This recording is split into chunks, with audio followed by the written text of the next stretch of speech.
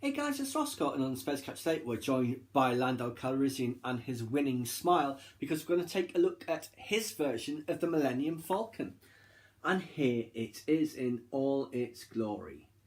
It does look very sleek and elegant with the extended front mandibles, doesn't it?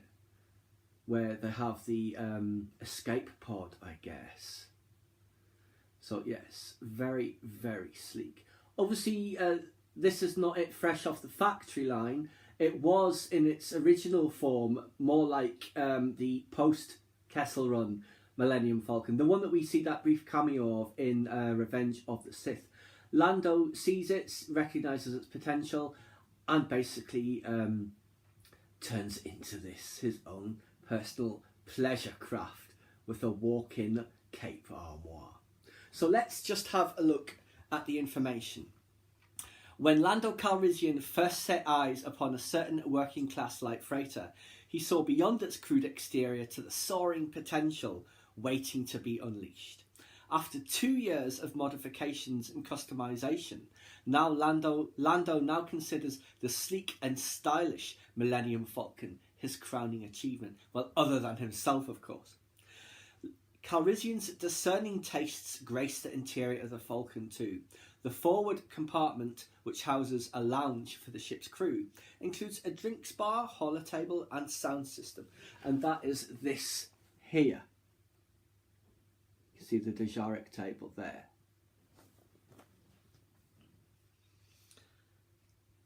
The Falcon is an old YT 1300 freighter that once worked in the galaxy's busiest space lanes. Calrissian saw how powerful its freight-pushing engines were, so he converted the ship into his own speedy sports vessel.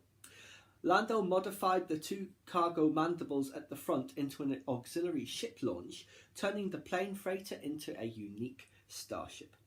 And it does say that it takes a crew of 2 to properly fly the Falcon, a pilot and a co-pilot, but the cockpit can seat 2 extra crew members at the communications and navigation stations behind the pilot's seat. So we see here the stowed auxiliary craft, carbon scoring from the vents, and here it mentions the Arachid cannon on the top there. And then the other one is deflector shield generator here, which is this on the other view. So here, Lando's personal crest. I'll see if I can bring that a bit closer. Sorry to knock you over there, Lando. You can just make out Lando Calrissian's personal crest. The other information it says that I'll just stand you back up there, Lando. The Falcon's bank of Gyrodyne SRB-42 sublight engines has 7 dedicated fuel distribution lines. These enable precise control of acceleration and manoeuvring. The ship's most impressive feature is the ISU-SIM SSP-05 hyperdrive, which is perfectly synchronized to the microaxial HYD nav computer and boosted by L337's top navigational systems. It does say that streamlined plating is efficient at deflecting incoming attacks. And at the front, that is the grid that emits navigation deflector to steer forward path, which you see here. Then this is the sensor and jammer access port there. Now about the dish, the main sensor Rectenna processes data to assess the Falcon and its surroundings. It uses passive electromagnetic gathering surfaces as well as active bounce signals. It says the laser cannon is controlled from the gun well below. Model, Corellian Engineering Corporation YT 1300, independent affiliation, height 7.58 metres, length 40.80 metres, crew of 2 and a bunch of passengers, atmospheric speed 1200 kilometres, and it has dorsal and ventral single laser cannon turrets.